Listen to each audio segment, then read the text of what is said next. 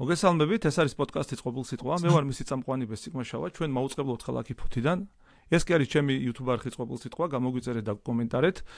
ხოლო თუ კი მოგწონთ ჩვენი პოდკასტი, აუცილებლად დაგვიჭირეთ მხარი, დონაციის შესახებ ინფორმაციას იხლავთ აღწერაში და რა თქმა უნდა, თქვენი გვერდით დგომა არის ჩვენთვის ძალიან მნიშვნელოვანი იმისთვის, რომ განვითარდეთ. ახლა კი ნება მომეცი წარმოგიდგინოთ ჩემი დღევანდელი ეპიზოდის სტუმარი. თინათინ ბოლოკაძე, გირჩი მეტი თავისუფლების საერთაშორისო ურთიერთობების ოფიცერი. მოგესალმებით თინათინ, მადლობა რომ ხართ ჩვენთან ერთად და მადლობა რომ დაგვითმეთ დრო პირველ რიგში. მადლობა მოწვევისთვის. კი ბატონო, მოკლედ ჩვენ დღეს საუბრობთ ძალიან საინტერესო და აქტუალურ თემაზე, განსაკუთრებით ამ ქალაქისთვის, ქალაქ ფოთისთვის, იმდენად რამდენადაც ქალაქი ფოთი თავის მნიშვნელობით აღარ ისტორიული ქალაქიც არის ერთი მხრივ და მეორე მხრივ ეკონომიკური მნიშვნელობის ქალაქიც არის და ამ კონტექსტში მინდა ვისაუბროთ დეცენტრალიზაციის მნიშვნელობაზე, ხო? მეორე მხრივ ეს შეეხება ალბათ უფრო რეგიონალური პოლიტიკის მნიშვნელობას და მე მაინტერესებს აი იქიდან როგორ ჩანს რეგიონალური პოლიტიკის პერსპექტივები, ხო? დავუშვათ აი თბილისიდან როგორ ჩანს, ცენტრიდან როგორ ჩანს და აი თქვენ როგორც ახლა კონკრეტული პოლიტიკური ჯგუფის წარმომადგენელი როგორ უყურებთ ამ პერსპექტივას? მოგესალმებით კიდევ ერთხელ, მადლობა მოწვევისთვის. ხო, საქართველოსთვის ძალიან აი სხვა ქვეყნებს რო შევადაროთ, საქართველო ალბათ ბევრად უფრო ბუნებრივია საქართველოსთვის დეცენტრალიზაცია, ვიდრე სხვა ქვეყნებისთვის იქნებოდა და ეს იმიტომ არის, რომ საქართველო ბუნებრივად, ისტორიულად და კულტურულად რეგიონალური დაყოფის ვართ. როგორც ქართლ-კახეთი, იმერეთი, გურია და სამეგრელო ისტორიული კონტექსტით, ასევე რეგიონალურად გამოვარჩევთ ჩვენ კულტურას, რეგიონალურ კულტურას, ასევე სამზარეულოსაც კი და იმის ფუფუნებაც კი გვაქვს, რომ ვთქვათ, რომ არსებობს რეგიონები, სადაც სხვა ენითაც კი ლაპარაკობენ, რომელიც ქართულ ენებშია შესული, თუმცა როგორც ენა ისე გამოირჩევა. შესაბამისად, საქართველო ბუნებრივად ამისკენ იყო მიდრეკილი, მაგრამ რამ დააცენტრალიზა ეს ყველაფერი სინამდვილეში, ეს იყო საბჭოთა კავშირის მმართველობა და ზოგადად რუსეთის შემოსვლამ საქართველოში, რომელმაც საქართველო ცენტრალიზებული გახადა და ყველაფერი მოექცა ერთ ცენტრში და ეს მემკვიდრეობა მოგზდევს ჩვენ დღესაც საქართველოში. საბჭოთა მემკვიდრეობის შემდეგ ჩვენ ვერ შევძელით ის შემდგომმა დამოუკიდებელ სახელმწიფოში მთავრობებმა ვერ შეძლეს ის, რომ დეცენტრალიზაცია იმ გაგებით, რა გაგებითაც ადრე არსებობდა, დაგვებრუნებინა. მათ შორის გურიაზე როცა ვლაპარაკობთ, რუსეთის შემოსვლისას საქართველოში გურია ერთ-ერთი აქტიური რეგიონი იყო, სადაც ადამიანები პროტესტს გამოთქვამდნენ. არსებობს ასევე ბახვის მანიფესტი გურიის ერთ-ერთ სოფელში, სადაც ბახველებმა თქვეს, რომ ჩვენ გვინდა დეცენტრალიზაცია და ჩვენ გვინდა ის, რომ აქ არსებობდეს დამოუკიდებელი სასამართლო, სადაც ჩვენ ავირჩევთ მოსამართლეს, უნდა არსებობდეს დამოუკიდებელი თვითმმართველობა და გურულები, ასე ვთქვათ, წინაც იყვნენ, უსწრებდნენ დროს სხვა ქვეყნებთან შედარებით და ისინი იყვნენ ადამიანები, რომლებიც ქალებსაც რთავდნენ პოლიტიკურ ცხოვრებაში. და ეს ძალიან გამორჩეული ისტორია, რომელსაც რატომღაც ახლა ვივიწყებთ ხოლმე და არ გვახსოვს, რომ სინამდვილეში ამაზე იდგა ჩვენი სახელმწიფო ამ რეგიონალურ დაყოფაზე. ამიტომ მგონია, რომ საქართველოსთვის ძალიან მარტივი იქნებოდა რეგიონალური დაყოფა და ის კონკურენცია, რაც შეიძლება რეგიონებში წარმოიშვას დეცენტრალიზაციით. თუმცა რა არის პრობლემა? სინამდვილეში ერთადერთი პრობლემა, რაც არსებობს ახლა, იმიტომ არ ხდება დეცენტრალიზაცია, რომ ქართული ოცნების რეჟიმს და ბიძინა ივანიშვილს იმ ცენტრალიზებულ მმართველობაში და ძალაუფლების შენარჩუნებაში ეხმარება ცენტრალიზებული რეგიონალური სისტემა. ეს პირველ რიგში გამოიხატება იმით, რომ მას კონტროლი აქვს, ფულადი კონტროლი აქვს რეგიონებზე და ამით ინარჩუნებს ძალაუფლებას. პოლიტიკური ლოიალობა არსებობს სხვადასხვა რეგიონებში რაღაც ელიტების ქართული ოცნების რეჟიმის მიმართ. და ასევე არსებობენ ფეოდალები, რეგიონალური ბიზნესმენები, რომლებიც ტენდერების სახით და სხვადასხვა პროექტების სახით ისინი ქართულ ოცნებასთან თანამშრომლობენ, მათი ერთადერთი შემოსავლის წყარო რჩება ქართული ოცნების რეჟიმი, იმიტომ რომ მათთან არის მათი ბიზნესები მიბმული და ჩვენ ვიცით ის ატკატების სისტემაც, რომელიც ხდება იმ ტენდერებით, რომლებშიც ბიზნესმენები იღებენ იღებენ მონაწილეობას, შემდგომ ასევე ქართულ ოცნებას უბრუნებენ იმპულსად. შესაბამისად, ძალიან კარგი ძალაუფლების წყაროა ეს ქართული ოცნების რეჟიმისთვის და ყველა ავტორიტარული რეჟიმისთვის, რომ რაც შეიძლება ცენტრალიზებული იყოს თითოეული რეგიონი.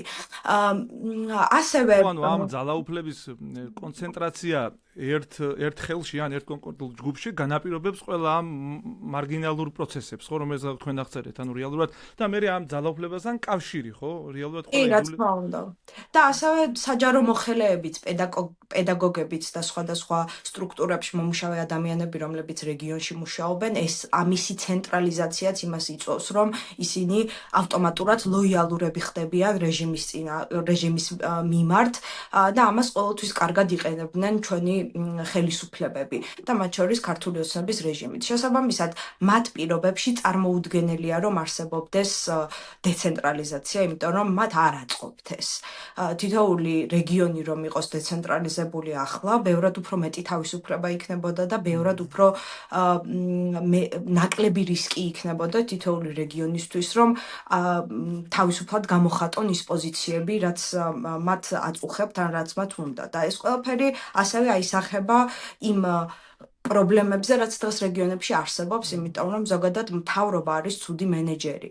რაც არ უნდა კარგად დაგეგმოს მთავრობამ რაღაც, მთავრობა როცა დიდია და როცა ბევრი რამის დაგეგმვა და მენეჯმენტი უწევს, მით უფრო ცუდი მენეჯერი ხდება ის. შესაბამისად, ამდენ რეგიონს როცა ერთი ცენტრალიზებული სისტემა მართავს, შეუძლებელია ცენტრალურმა სისტემამ უკეთ იცოდეს რეგიონის საჭიროებები და მათი სურვილები, ვიდრე რეგიონში არსებულმა თვითმმართველობამ. ხო, ანუ რეალურად იკარგება ხარისხი და ეფექტიანობა, ხო? ანუ კონკრეტული პროექტის, კონკრეტული რეგიონის თუ კონკრეტული ქალაქის მაგ მნიშვნელობა რა, იკარგება განვითარების ეფექტიანობა, ხო? რაც ყველაზე მნიშვნელოვანია საზოგადოებისთვის, იმის რომ კეთილდღეობას მივახციოთ ჩვენ, ხო? ეს არის მნიშვნელოვანი. ერთ-ერთი ყველაზე მნიშვნელოვანი ფაქტორი აქ კიდევ ის არის ფეოდალებს რო ვლაპარაკობ, რო ვახსენე ფეოდალები, ფეოდალიზმი საბოლოო ჯამში იმასაც იწვევს, რომ ის მიწა-წყალი, რაც საქართველოს აქვს 80%, რომელიც არის სახელმწიფოს ხელში და არა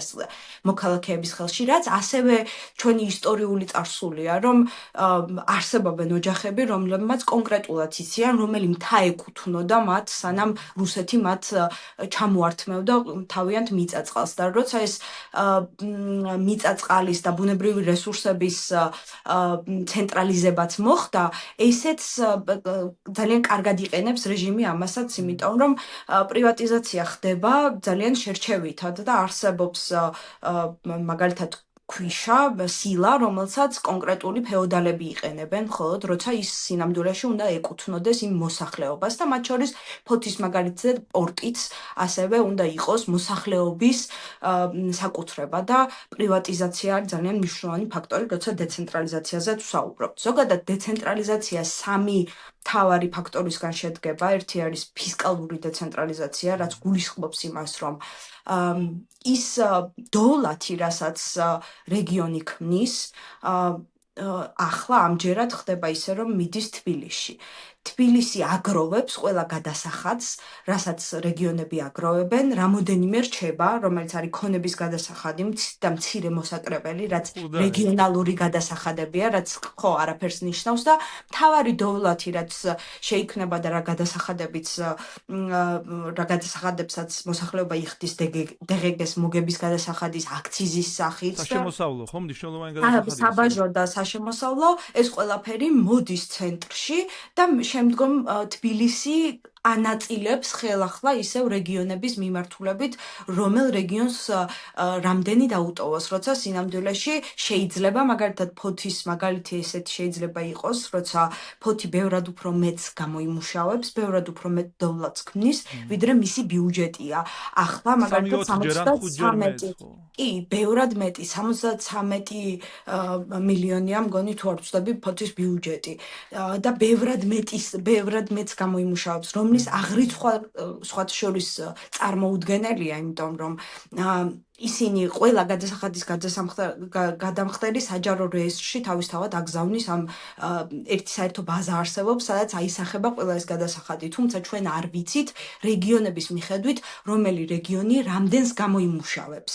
არ ვიცით, რომელი რეგიონი უფრო მეც გამოიმუშავებს, რომელი ნაკლებს გამოიმუშავებს, რომელი უფრო მეტ გადასახადს იხდის და ესეც არის ის სისტემური პრობლემა. ჩვენ უნდა ვიცოდეთ იმისათვის, რომ რეგიონებს შორის არსებობდეს კონკურენცია და ესეც ალბათ იმიტომ არის, რომ არ უნდა სისტემას რო ანახოს თითოეულ რეგიონს რამდენის გამომუშავებელია. სიამდვილეში ფოთელმა რო ნახოს ის რამდენს გამოიმუშავებს და შემდგომ რამდენი რჩება მას ჯიბესში, რა თქმა უნდა პროტესტის გრძნობა გაუჩნდება, იმიტომ რომ 5ჯერ და 6ჯერ მეც გამოიმუშავებს, ვიდრე მას უტოვებს სახელმწიფო და შესაბამისად ეს ფისკალური დეცენტრალიზაცია არის ყველაზე მნიშვნელოვანი, ვინ აგროვებს ფულს და ვინ ხარჯავს ფულს და ამ შემთხვევაში თითოეულ რეგიონმა უნდა აგროვოს ფული და ასევე უნდა დახარჯოს და არ უნდა მიდიოდეს ცენტრში. ანუ რეალურად ეგ ძალიან მართალი ამბავია და მეორე მხრივ მისი სამართლიანი კატეგორიებით განაწილების პერსპექტივა ფაქტობრივად ნულის ტოლია, ხო, როცა ამას ცენტრი ანაწილებს საქართველოს მასშტაბით და რეალურად ერთადერთი რაც ხდება, უსამართლობის განცდა ებადება ყველა ადამიანს, ანუ ამ ქვეყანაში მაცხოვრებელს. ანუ აქ არის თავარება სამართლიანობის პრინციპი გინდა თუ არ გინდა იყო როგორი პატიოსანი ტიპიც არ უნდა იყოს შენ ცენტრში. რეალურად აღმოჩნდები რომ ტოტალურად ხელს უწყობ უსამართლობას, არა? რა თქმა უნდა, კი, იმიტომ რომ ფაქტობრივად ეს ნიშნავს იმას, რომ შენ მოქალაქეებს ართმევ ფულს და შენიდებ ჯიბეში. ზოგ შემთხვევაში ეს რაც ნაწილდება, ვერც კი იყენებს თითოეული რეგიონი ამ ბიუჯეტს, ბოლომდე ვერც კი ხარჯავს. იმიტომ რომ არ არსებობს პოლიტიკური ნება. აქედან გამომდინარე ფისკალური დეცენტრალიზაციასთან ერთად, იმასთან ერთად რომ რეგიონში უნდა აგროვდეს გადასახადები და რეგიონშივე უნდა დაიხარჯოს, თუ პოლიტიკური ნება არ არსებობს იმის, რომ თვითმმართველობები, რეალური თვითმმართველობები არსებობდეს, ამ შემთხვევაშიც არ იქნება ეფექტური. შესაბამისად, ამას ასევე უნდა მოყვებოდეს პოლიტიკური ნება. პოლიტიკური დეცენტრალიზაცია, რათა მერი იყოს პირდაპირ პასუხისმგებელი საკუთარ მოქალაქესთან და არა იმ სისტემით, რა სისტემითაც ეხლა არსებობს, რომ ჯერ პარლამენტი, მთავრობა და ყველა სხვა არის პასუხისმგებელი გარდა საკუთარი მერისა და პირველ რიგში ეს განცდა უნდა დარჩეს, რომ გინდათ რეგიონალური განცდა გაგიზიაროთ ეს როგორი აღქმა, ანუ თქვენ ახლა სწორად შენიშნავთ, ჩვენ ანუ რეალურად მერი ამ შემთხვევაში იმდენად რამდენად ლეგიტიმაციას არ განიცდის თავის ხალხის მიერ, ანუ რეალურად რეგიონში და თვითმმართველობაში მუნიციპალიტეტში ადამიანს გონია რომ მერი არის რაღაც ცენტრის წარმომადგენელი კონკრეტულ გეოგრაფიულ, ანუ როგორც არ უნდა ჩაატარო, ანუ არჩევნების манипуляცია როგორც არ უნდა მოახდინო მის ფორმალიზება. რეალურად განცდა იმის გაქ რომ მაინც იქიდან მოდის, მაინც იქიდან ნიშნავს მიუხედავად იმისა არჩევნები როგორი ფორმით მიმდინარეობს.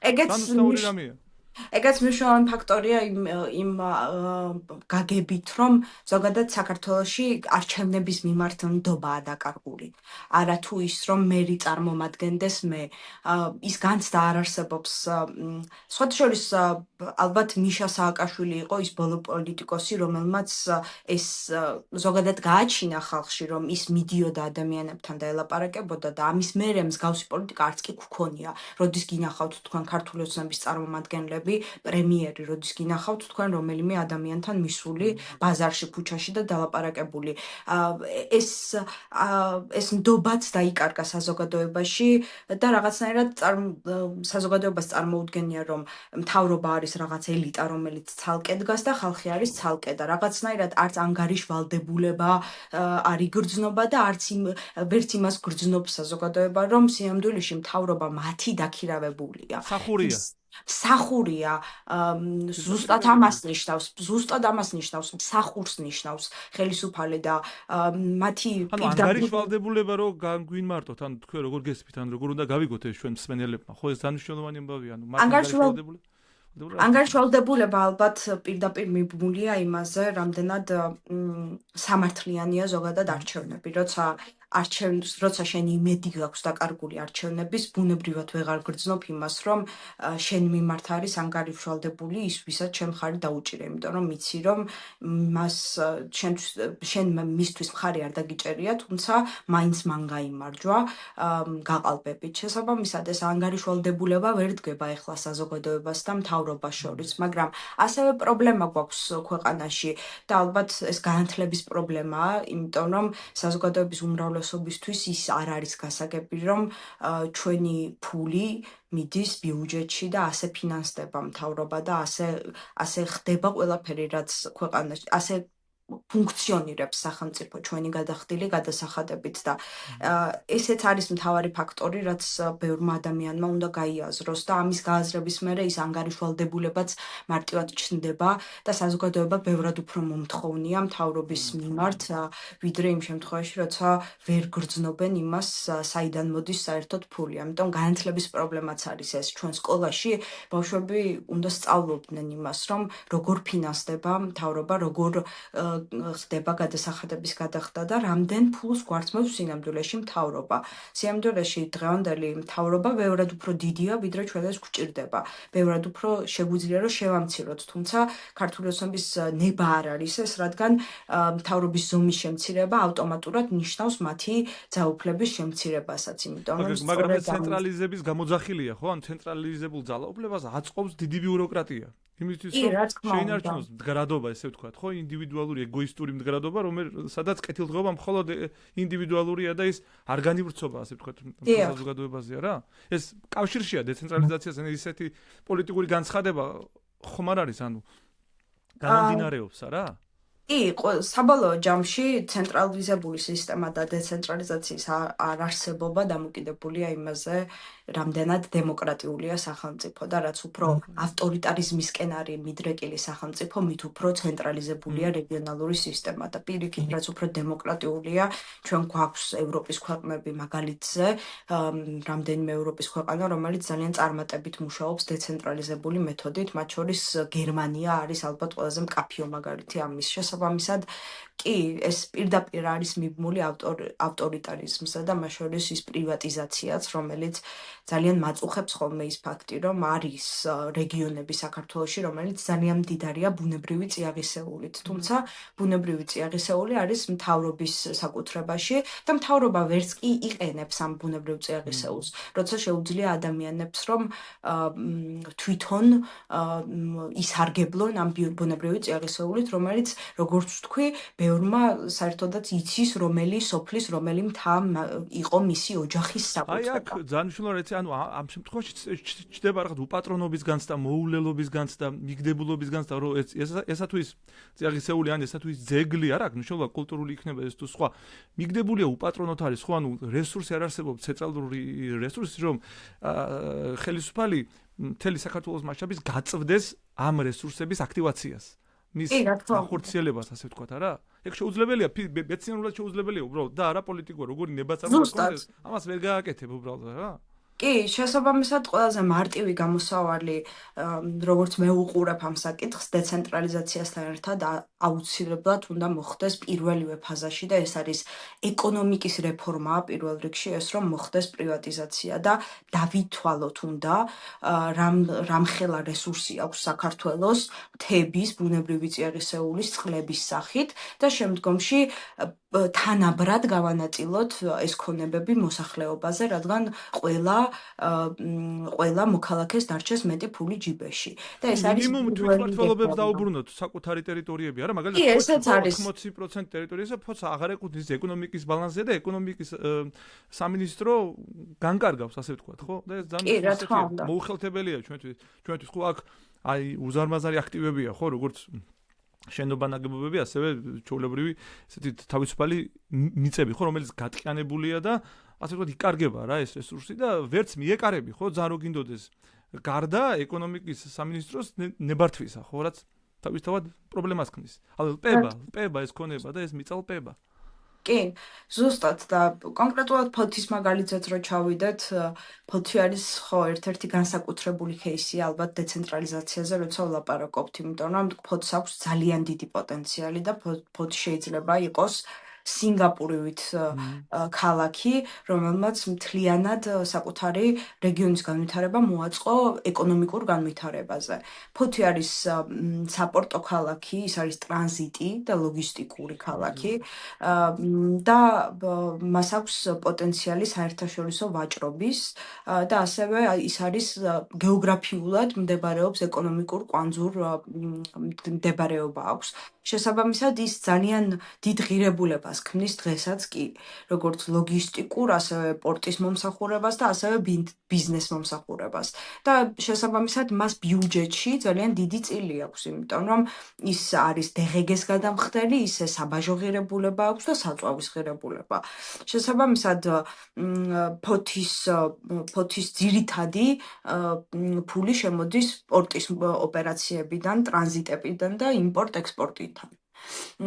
შესაბამისად ძალიან დიდი პოტენციალია ახლა ფოთში. მაგრამ ამ თუმცა არ პოტენციალს ვიცით ჩვენ ვერ გამოვიყენებთ, სანამ ეს ტერიტორია და თქვენ რა თქვით ხო, ეს ადმინისტრაციული ნაწილი და ფისკალური ნაწილი არ იქნება რაღაც თვითმმართველობის განკარგვის, ანუ საზოგადოების განხორციელების შესაძლებლობა რა თქმა არ უნდა. იქნება ამ პროცესში რა ჩართული.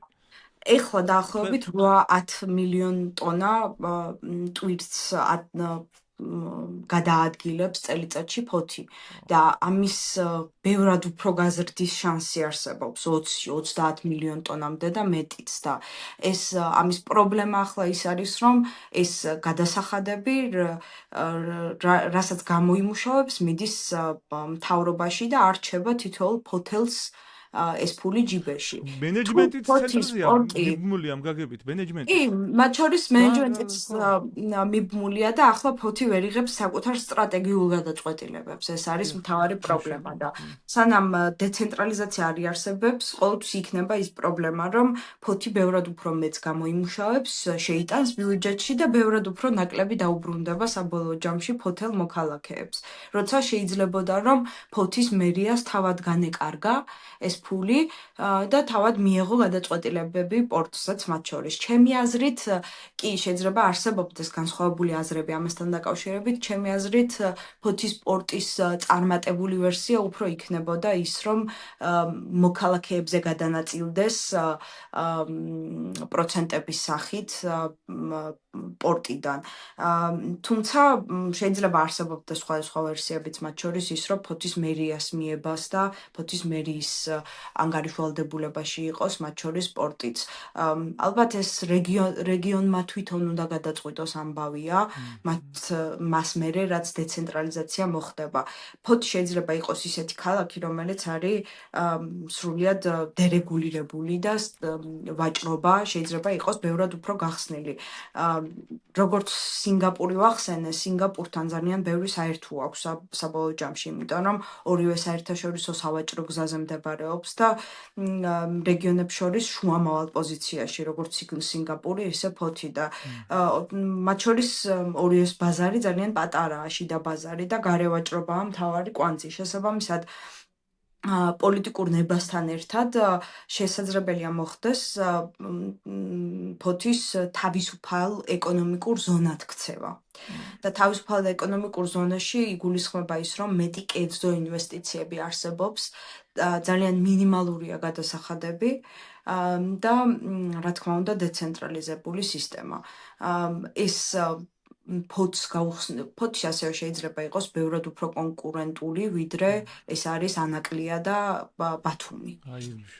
და ფოთის პორტმა შეიძლება ბევრად უფრო მეტი დატოვოს საბოლოო ჯამში ფული, ვიდრე იმ სხვა ორმა მისი ადგილმდებარეობიდან გამომდინარე. შესაბამისად არსებობს ეს პოტენციალები, რომელსაც ვერ ვიყენებთ. სხვათა შორის თინათინ ერთი კითხვით მოგმართავ აქ. აი თქვენ ანაკლია ახსენეთ და ეს კონკურენციის პრობლემა ახსენეთ და მართლაც რეალურად ჩვენთვის ხელშესახებია ფოთელების დაიცით რატომ? უახლოეს წარსულში ფოთშიც გეგმობდა ფოთის პორტი, გეგმობდა ბუნებრივ განვითარებას მისი ინფრასტრუქტურის, ხო, ასევე ღრმაწლოვანი პორტის წარმოდგენით და ასე შემდეგ. თუმცა ცენტრალური ხელისუფლებამ ხელოვნურად შექმნა ისეთი ვითარება, რომ ეს პროცესი დღის წესრიგიდან გავიდა, იმიტომ რომ რაღაც ანაკლის საკითხის ფორსირება მოეხდინა და ამით манипуляცია მოეხდინა მე მთელ საზოგადოებაზე თითქოს ისინი თვითონ რაღაცას ქმნიან, ხო და პარალელურად ფოთში ეს პერსპექტივა გააჩერეს, ხო და ხელს უშლიან დღემდე. ანუ ხელოვნურად ქმნიან თან ამ პროცესს. არა და გაცილებით უფრო თქვენი არ იყოს, ხო, გაცილებით უფრო მოქნილი გარემოა აქ იმისთვის, რომ ამ ტიპის პორტი დაფუძნდეს და განვითარდეს, ვიდრე დაუშვათ ანაკლიაში, ხო? თუმცა კონკურენციის შესაძლებლობა არაძლევენ, ხელოვნურად ქმნიან ამას. კი, საბოლოო ჯამში ფოთის გეოგრაფიული და არა მხოლოდ გეოგრაფიული მდგომარეობა, ის ფაქტორიც, რომ ფოთის მთავარი ეკონომიკური შემოსავალი შეიძლება იყოს პორტი და ასევე საწარმოებით შესაძლებელია იყოს ერთ-ერთი მთავარი შემოსავალი. ამისგან განსხვავდება ანაკლია და ბათუმი, რომელსაც ასევე ემატება სხვა შემოსავლის წყაროები და ეს შესაძლებელია იყოს პირველი რეგიონში, მათ შორის კავკასიაში პირველი, შესაძლებელია იყოს ფოთი, რომელსაც უდიდესი პოტენციალი აქვს ამ მხრივ. და კი, კონკურენციაზეც ვიტყვი, რომ ზოგადად ყველა სფეროში ალბათ ეს არის ხოლმე მთავარი პრობლემა კონკურენციის არარსებობა, იმიტომ რომ კონკურენციის არსებობა თავისთავად ნიშნავს მეტ ფულს.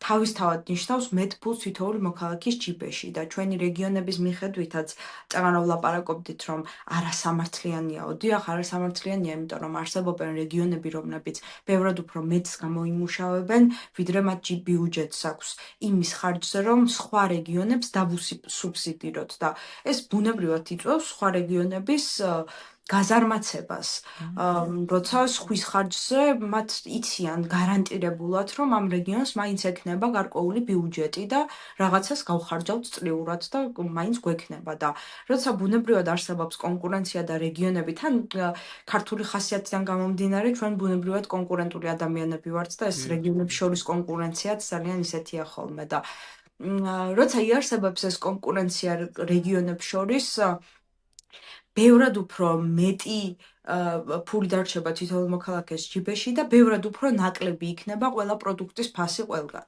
იმიტომ რომ მაშია შორის ხო ვაჭრობასთანაც და ფასებთანაც იდეაში თუ რამე ხდება ამ კუთხით ფასების მატების ნაწილში და ეს აქტუალურია ხო ეს დემაგოგიური ნარატივი ხო რომელიც ცენტრიდან მოდის და განირჩევა მე თორსა ზოგადოებაზე პირდაპირ კავშირშია ცენტრალიზაციის პრობლემასთან არა ახლა როგორც თქვენ ახსენეთ. ხო შუა ეს კითხვაც გქონდა თქვენთან. კი, რა თქმა უნდა, მთავარი ნაწილია ამის ცენტრალიზების მთავარი ნაწილია.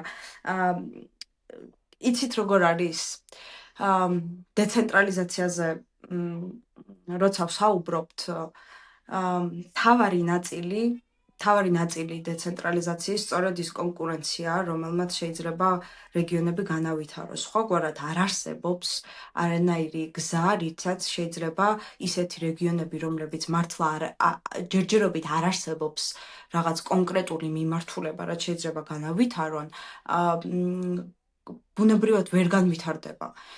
და რამდენი ბიუჯეტმა რამდენიც არ უნდა გაუგზავნოს ცენტრალიზებულად, რამდენი ფულიც არ უნდა გაიგზავნოს, ბუნებრივად რეგიონი ვერ განვითარდება. მაგალითად, ხაშურში არსებობს მთავარი, მე ხაშურელი ვარ და მთავარი პრობლემა ხაშურში გვაქვს წყალი, რომელიც არსებობს უკვე, რაც დავიბადე, მას მერე ეს პრობლემა არსებობს, მახსოვს მას მერე ეს პრობლემა.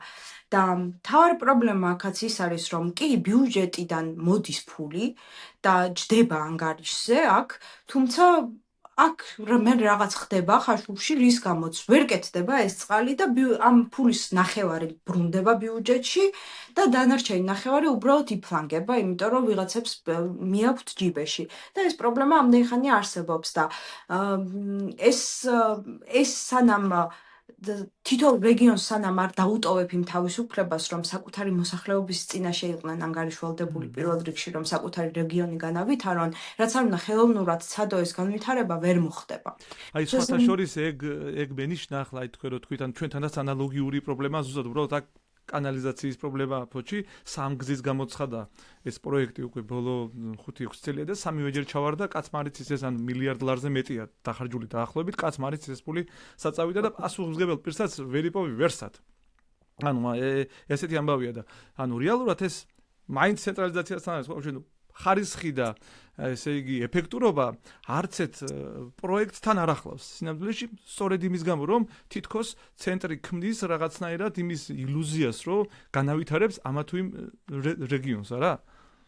კი, საბოლოო ჯამში ეფექტურად არაფერი ხორციელდება, იმიტომ რომ ვერ იქნება ეფექტური დამგეგმავი ცენტრალიზებული მთავრობა და ვერ იქნება, აი ვერც ერთი ადამიანი ვერ გასწავლით ბესიკ თქვენ უკეთ ფოთი როგორ უნდა დაიგეგმოს და ფოთის ეკონომიკა როგორ უნდა აშენდეს, რა საჭიროებები გაქვთ, რამდენი სოციალური დახმარება რამდენ ადამიანს უნდა გავუწიოთ, ეს ფოთელზე კარგად ვერ ეცოდინება ვერც ერთ ადამიანს, იმიტომ რომ ის ცხოვრობს იქ ადგილზე. შესაბამისად ბუნებრივად ვერ იარსებებს ადამიანი ამ ქვეყანაზე, რომელსაც შეუძლია ეს პროექტები უკეთ განახორციელოს და აქაც მათ შორის კი ეგ პრობლემაა, რომ რეგიონს როცა რომც არსებობდეს ინიციატივები და ხაშურის მერს უნდოდეს წყლის გაკეთება, სანამ დასტური არ ექნება იქიდან, მანამდე ვერც გააკეთებს ამას და დასტურს სავარაუდოდ ალბათ ისიც მოყვება, რომ ვიღაცა ნეპოტისტურად, ვიღაცა კომპანიაა, რომელიც გზას აგებს და მოდი ეს დაიხმარე და ის, რა თქმა უნდა, არაეფექტურია, იმიტომ რომ ნეპოტისტურად არის არჩეული და თითოეულ ტენდერს, რასაც აცხადებს ხოლმე მთავრობა, დაახლოებით 4-5 პროექტი შედის ხოლმე, ალბათ, იმიტომ რომ მეტი არ აქვთ ადამიანებს იმის ნდობა, რომ რომელიმე ტენდერი შეიძლება მათმა კომპანიამაც მოიგოს, თუ არ არის ის ლოიალური მთავრობასთან და თუ არ აგზავნის ის ტენდერის მთავარი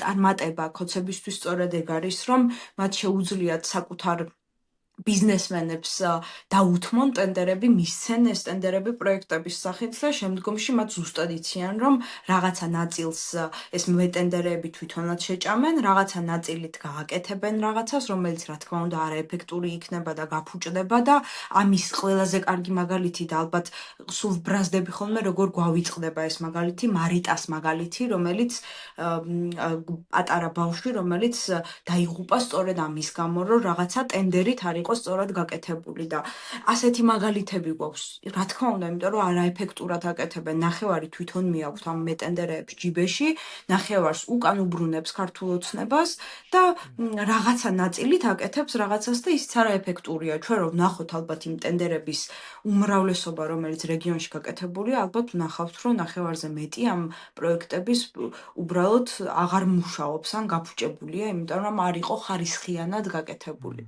და ხარისხობა მოკლედ ესეთი რეგიონების დაავადებასავით არა, ანუ ყველას ერთნაირად უჭირს ეს საკითხი რა, როგორც ხაშურს, ისე ფოთს და იგივე მაგალითად ციგნაღს და სადღაც რუსთავს და ანუ ოზურგეთს და ნებისმიერ რეგიონს, ხო? ანუ კი და ეს პირველ რიგში კორუფციაზეა მიბმული, იმიტომ რომ კორუფცია ამის მთავარი პრობლემაა. სამ კორუფცია იარსებებს რეგიონშიც, მათ შორის სტრუქტურები, რომელიც ფულს შეჭამენ, ხალხის ფულს შეჭამენ, მანამდე ყველაფერი იქნება არაეფექტური, რასაც ანუ ეს კორუფციაც და უხარისხობას ბმაშია ცენტრალიზებულ პოლიტიკასთან, ესე იგი ეს მოკლე შეჯამება რო გავაკეთოთ ამ წინადადებისა რა? ანუ რეალურად ეგრეა. კი, საბოლოო ჯამში ყველაფერი, რაც გავიარეთ, მათ შორის ის ფულის კონტროლი, კორუფცია, ასევე სასამართლოს არარსებობა ძალიან მნიშვნელოვანი ფაქტორია დამოუკიდებელი სასამართლო, რომელიც როცა ვლაპარაკობთ ეკონომიკაზე, როცა ვლაპარაკობთ დეცენტრალიზაციაზე და როცა ვლაპარაკობთ მთავრობის მოწყობაზე, მთავარი ფაქტორია, რომ არსებობდეს დამოუკიდებელი სასამართლო, იმიტომ რომ დამოუკიდებელი სასამართლო თუ არ არსებობს, არანაირი ინვესტიცია არ შემოდის ქვეყანაში, არანაირი ეკონომიკური პერსპექტივები არ არსებობს, არანაირი რისკების აღება არ არსებობს, იმიტომ რომ მე თუ მინდა რომ რისკი ავიღო და გავაკეთო რამე საქმიანობა წამოვიწყო, უნდა ვიცოდე რომ რაღაც მომენტში ვიღაცამ რაღაცა რომ მიჩივლოს, მე მაქვს ის უფლება რომ დამოუკიდებელ სასამართლოს მივმართო და დამოუკიდებლად დავამტკიცო დამოუკიდებელ სასამართლოში ჩემი სიმართლე და ახლა ესეც არ გაგვაჩნია, სადაც და მათ შორის დამოუკიდებელ თუ ვიტყვი სასამართლო ცენტრალიზებულია თავისი არსით. რა თქმა უნდა, სასამართლო პირველი რამე არის ცენტრალიზებაც სჭირდება ხელისუფალს იმისთვის, რომ ყველა სხვა ცენტრალიზებები შეასრულოს, იმიტომ რომ მას ზუსტად უჭირავს ის მთავარი იარაღი ხელში, როგორც არის პოლიცია, ასევე სასამართლო,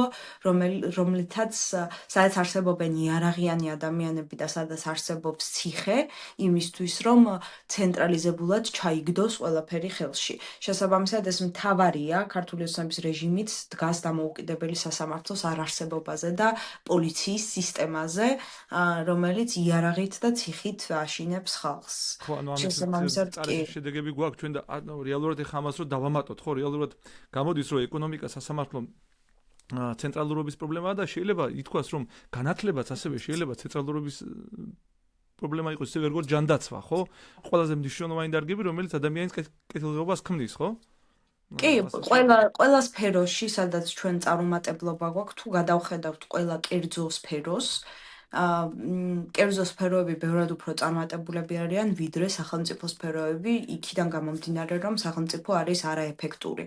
მათ შორის განათლებაზე როცა ვლაპარაკობთ, ჯანდაცვის თემა მე ისე კარგად არ მესმის, რომ კარგად გავიაზრო, რა პრობლემები შეიძლება მოყვებოდეს ცენტრალიზებულ ჯანდაცვას, მაგრამ უკვე ვხედავთ იმ პრობლემას, რაც დუშენის დაავადებულ ბავშვებს ხედავთ ამ პრობლემას. ეს ცენტრალიზებული პრობლემა არ არსებობს პოლიტიკური ნება, რომ ამ ბავშვებს დაეხმარონ და რატო? იმიტომ რომ უთხრეს ერთ-ერთ მშობელს, რომ შენ რომ დაგეხმარო, მაშინ სხვა ბავშვების მშობლებსაც მოუნდებათ იგივე წამალიო და ამდენი ფული უნდა დავხარჯო და ესეც რა თქმა უნდა ცენტრალიზებული სისტემის ბრალია. თუმცა სხვათა შორის ამ დაავადების მქონე ბავშვები კეთილ მხოლოდ თბილისში ხო არ არის, ნე შეიძლება თელს რეგიონში იყოს და ანუ ეს რეგიონის მაცხოვრებელი მისი რეგიონის ხელმძღვანელთან რატო ვერ უნდა არკვევდეს ამ ამბავს, ხო ის რატო უნდა იყოს დამოკიდებული ცენტრზე, ხო? რა თქმა უნდა, კი. ხო, საგან გაშუა ჩვენ ხო ადამიანებს საუბრობთ, ხო? ადამიანის სიცოცხლეზე, რაც ყველაზე მნიშვნელოვანია, ადამიანის სიცოცხლე. რეგიონი რატო უნდა იყოს მიმული ამ გეგმით ცენტრზე, როცა მე შემიძლია ჩემი ჯანდაცვითი პრობლემები გავარკვიო ადგილზე, ხო, რატომ უნდა გავიარო 350 კილომეტრი ამისთვის, არა? რა თქმა უნდა, კი. რატო უნდა ამას ახლა ჯანდაცვის ექსპერტობა, ხო? ანუ ეს ძალიან მარტივია. და განათლების ამბავიც იგივეა, რეგიონალურ განვითარებას, მათ შორის განათლების ცენტრალიზებაც უშლის ხელს. მე პირადად მომხრე ვარ სკოლების სრულიად განკერძოების ან პირველ ეტაპზე საჯარო სკოლების დატოვების რეგიონებში და არა ცენტრალიზებულ სისტემაში და მე პირადად მაქვს გამოცდილი, ვერ ვიტყვი რომ ამერიკის განათლების სისტემა რაღაც სასწაულია და საქართველოსაც ბევრად ჯობია ან რა, მე ვერ შევადარებ ასე, მაგრამ პირადად მაქვს გამოცდილი ამერიკის განათლების სისტემა, რომლის მთავარი ხიბლით ჩემთვის ის იყო, რომ თითოეულ შტატს თავისებური სკოლის მაღალი საფეხურის სკოლის განათლება ჰქონდა და ეს გულისხმობდა იმას, რომ მე მაგალითად კალიფორნიაში ვსწავლობდი, სადაც კალიფორნია მიჩნეულია, რომ არის ფერმერების შტატი, ასე რომ ვთქვათ და ჩემ სკოლაში თავისუფლად ერთ-ერთი საგანი იყო და ისწავლებოდა ფერმერობა. ბავშვები მიდიოდნენ სკოლას, თავისი ფერმა ჰქონდა, სადაც სხვა ცხოველები იყვნენ და სკოლის მოსწავლეები სწავლობდნენ კონკრეტულად იმ სფეროს, რაც მათი რეგიონისთვის გამოადგებოდათ. და სკოლის მოსწავლეებს უკვე ჰქონდათ ის ფუფუნება, რომ მაღალი საფეხურების სკოლის მაღალ საფეხურების ეტაპზე მათ შეეძლოთ რომ რაღაცნაირად მომავალი პროფესიად შეერჩიათ, იმიტომ რომ ბევრი სხვადასხვა მიმართულებები ჰქონდა სკოლას, რაც შეეძლოთ ესწავლათ და ეს გამორჩეულად დამამახსოვრდა, იმიტომ რომ სხვა რომელიმე, მაგალითად ნიუ-იორკის სკოლაში ფერმა არავის არ ექნებოდა, არც ერთ სკოლას არ ექნებოდა, იმიტომ რომ ბუნებრივად სხვა რაღაცისკენ მიდრეკილი ქალაქია. შესაბამისად, ქალაქებს მაინც რეგიონებს მაინც რომ ჰქონდეს იმის ფუფუნება, რომ თავად დაგეგმონ საკუთარი რეგიონის მიხედვით სკოლის განათლების სისტემა და მათ შორის ის საჭიროებები, რაც მათ ჭირდებათ, ბევრად უფრო მეტი პროფესიონალი შეიძლება გავზარდოთ, რომელიც კონკრეტულად იმ რეგიონში დარჩება, რა პრობლემაც ასევე არსებობს. ჩვენი ქვეყნიდან მიგრაცია არის არა მხოლოდ ქვეყნის გარეთ, არამედ მიგრაცია არსებობს ქალაქებიდან ქალაქში და ეს მიგრაციის პრობლემაც მათ შორის ამ რეგიონების კონკურენციით, რეგიონების დეცენტრალიზაციით, რა თქმა უნდა, გვარდება და შესაბამისად სკოლაც რომ იქნება ისეთი, რომელიც თავისთავად მოარგებს იმ საჭიროებებს, რომელიც კონკრეტულად იმ რეგიონს ჭირდება და რეგიონის ეკონომიკის განვითარებას ჭირდება, ბევრად უფრო ხარისხიანი იქნება იქ ყველანაირი ეკონომიკური საქმიანობა მომავალში და ყველანაირი დეცენტრალიზაციის სისტემაც მათ შორის, იმიტომ რომ თითოეულ რეგიონს ექნება რაღაც განსაკუთრებული მიდგომები თუ წიგნები თუ საგნები, რომლებიც კონკრეტულად იმ რეგიონისთვის არის უფრო ეფექტური, ვიდრე იქნებოდა სხვა. ახლა დღევანდელი სისტემა განათლება ძალიან დიდი პრობლემაა ზოგადად, იმიტომ რომ არსებობს ეროვნული სასწავლო გეგმა, რაღაც ადამიანები ვიღაცები დასხდნენ და შეთანხმდნენ რატომღაც, რომ ეს ამ გეგმის მიხედვით ყველა სკოლამ, ყველა მთელი საქართველოს მასშტაბით, ყველამ ამ გეგმის მიხედვით უნდა ისწავლოსო და საერთოდ არ არსებობს არანაირი თავისუფლება იმის, რომ ან მასწავლებელს, ან სკოლის მოსწავლის მშობელს ჰქონდეს ის ფუფუნება, რომ თავად აირჩიოს, რა სჭირდება ეხება მის ბავშვს, როცა ვიცით, რომ ბევრად უფრო ეფექტური და მგეგმავია ბავშვის განათლების მშობელი და მასწავლებელი, ვიდრე მთავრობა. თორე შესაძლებლობა მივცეთ ჩვენ მშობელს და რა თქმა თვითმმართველობას უნდა. ამისთვის. კი და შესაბამისად ეს ყველაფერი ძალიან ჯაჭვურად არის გადაბმული ერთმანეთზე, თუმცა ჩემი აზრით დეცენტრალიზაცია ვერ იარსებებს, რაღაც ფორმალურად რომ შევქმნათ დეცენტრალიზებული სისტემა, ის მაინც ვერ იარსებებს იმ სისტემაში, სადაც სასამართლო არ არის დამოუკიდებელი, სადაც ბევრი რეგულაციაა და სადაც ღია ვაჭრობა არ არის შესაძლებელი, როგორც საკუთრების დასვა. საკუთრების უფლება არის ერთ-ერთი ყველაზე მნიშვნელოვანი უფლება, რაც დეცენტრალიზაციასთან ასევე მოდის. ჩვენ სახელმწიფოს უნდა შეეძლოს და მისი ერთ-ერთი მთავარი დანიშნულება არის ის, რომ მთავრობის მთავარი დანიშნულება არის ის, რომ დაიცვას ადამიანი დანაშაულისგან, დაიცვას ადამიანის საკუთრება.